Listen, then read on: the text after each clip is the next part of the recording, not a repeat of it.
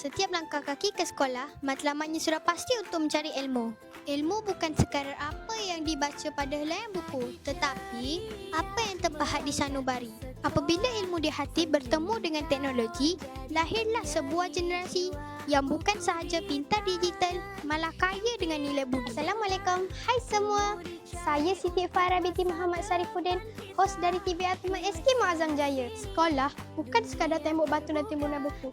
Ia adalah gedung ilmu. Namun, sejauh manakah teknologi mampu mengubah gedung ini menjadi sebuah empire yang memperkasa generasi masa kini?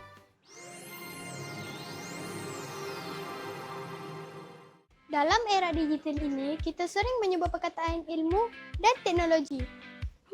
Ada beza ke? Ya, sudah pasti kedua-duanya memainkan peranan yang berbeza tetapi saling melengkapi. Ilmu itu seperti lampu yang menerangi jalan yang gelap. Ia bukan sekadar apa yang kita baca di dalam buku, tapi pengetahuan yang hidup di dalam hati kita. Apabila ilmu melekat di hati, kita jadi lebih bijak dan lebih baik. Jika ilmu adalah cahayanya, maka teknologi pula adalah lampunya. Teknologi merupakan alat yang kita guna untuk memudahkan kehidupan seharian kita. Ini pun teknologi. Ini pun teknologi.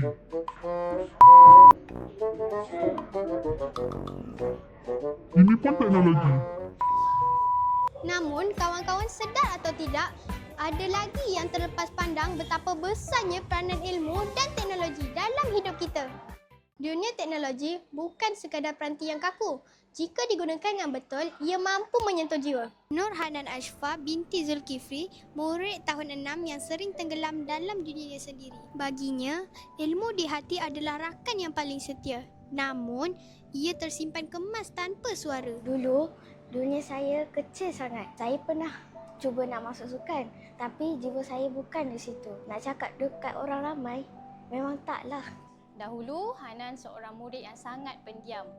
Suaranya sangat halus, seakan-akan berbisik. Namun, kita nampak potensi yang hebat dalam diri Hanan. Melalui TV Atma, kita beri dia teknologi untuk jadikan suara.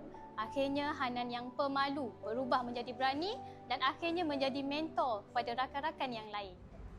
Kini, beliau menjadi tonggak utama kru TV PSS kami. Melalui TV Atma, saya sedar ada sesuatu dalam diri saya. Kini, saya lebih berani dan tak takut lagi bersuara. Kisah Hanan hanyalah permulaan. Di luar sana masih ramai Hanan. Jika bakat ini tidak digilap, maka rugilah negara.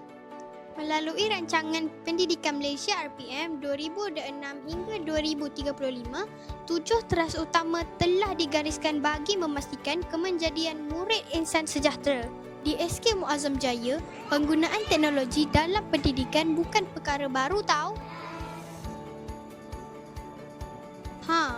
Pelbagai kemudahan disediakan, semuanya untuk generasi muda masa kini.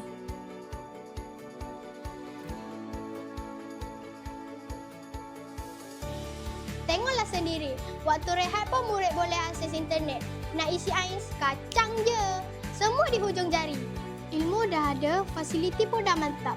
Apabila pendidik bertemu dengan teknologi, tidak ada yang mustahil. Inilah masanya. Tiada lagi bakat terpinggir. Kita sedang menggilap insan sejahtera yang beradab, berilmu, berkemahiran, mempunyai daya tahan dan berkeyakinan luar biasa. Kita tidak mahu melahirkan robot yang bijak teknologi. Tetapi, kita mahu melahirkan manusia yang bijak memimpin teknologi dengan ilmu. Teknologi akan berevolusi tanpa henti. Ilmu di hati, teknologi memperkasa generasi. Ilmu di hati, teknologi memperkasa generasi.